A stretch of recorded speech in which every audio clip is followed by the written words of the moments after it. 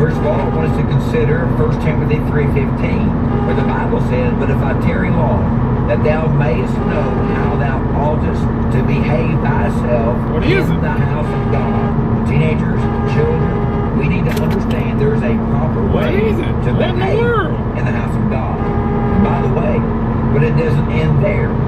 Here in 1 Timothy 3:15, "But if I tarry long, that thou mayest know how thou oughtest to behave thyself in the house of God, common, which is the church of the living God."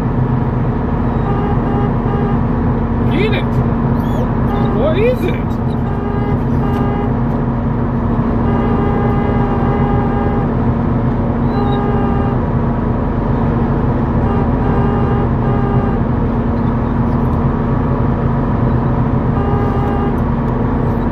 Get it, Chance.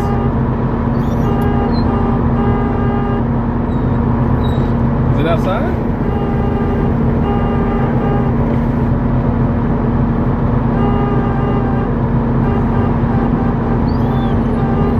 It's about to die, ain't it? Whatever it is, it's about to die.